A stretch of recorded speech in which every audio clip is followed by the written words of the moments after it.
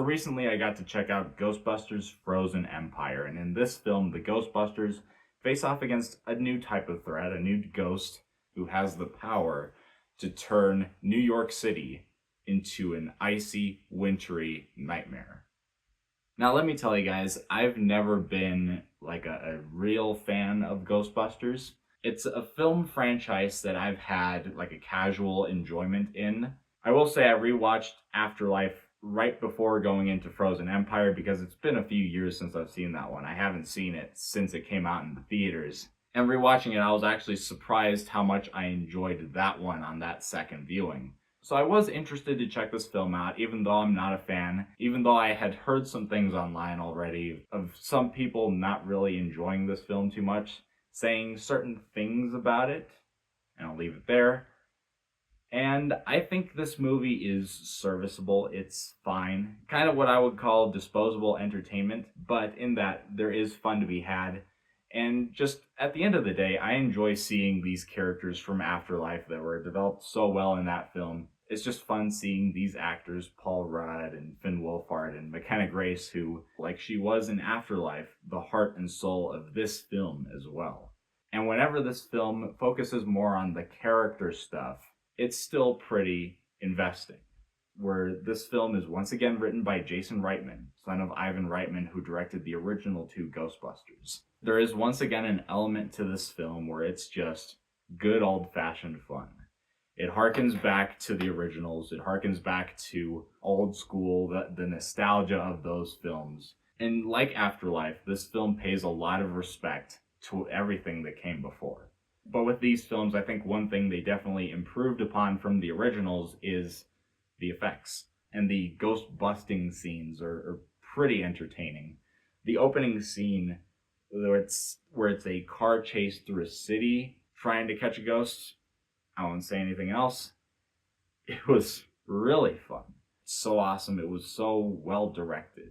And then when you get to our main villain of the story, he's an interesting presence.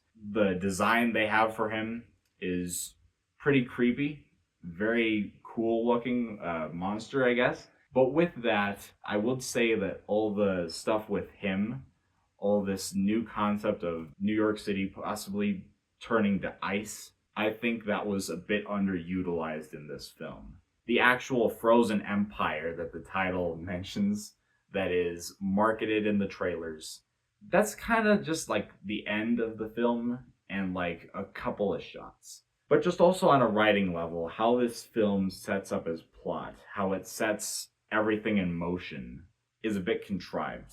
And I was talking with my friend and we both agreed that it's a scene that there's just a logical error to it that made us think, okay, why would that character do that? But clearly the character just did that so that it would set this thing in motion.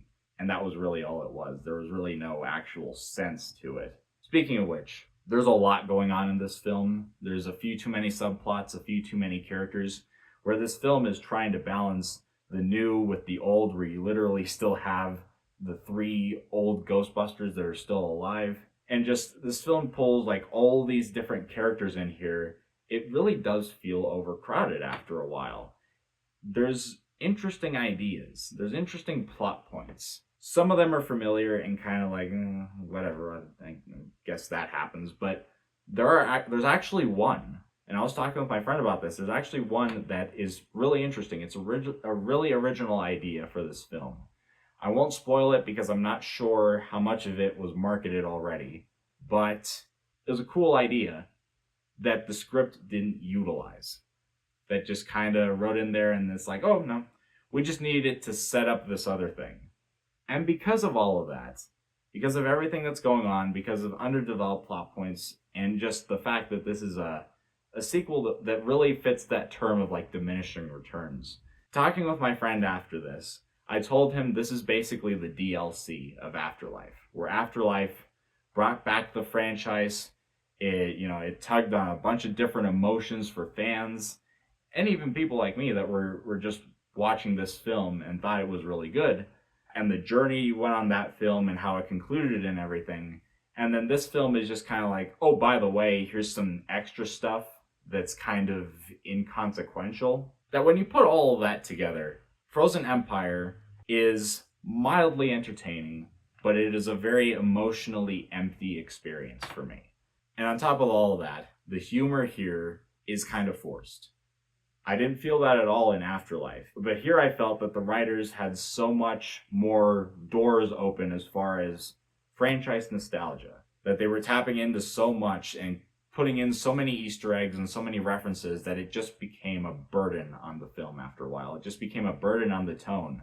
It is funny in many parts, and that's one of the things I still liked about it. This film at times still got a really good laugh out of me, but there were parts that I felt like the humor went a bit too heavy.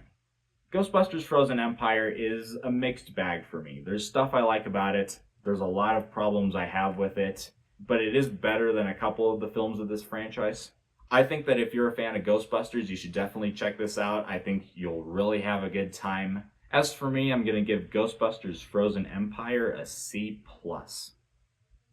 So guys, what did you think of Ghostbusters Frozen Empire? Did you enjoy it? Are you a fan of this franchise? Whatever you think, leave it down below in the comment section. If you like this content, make sure to hit the like button, subscribe, hit the bell for notifications, and guys, as always, I'll see you next time.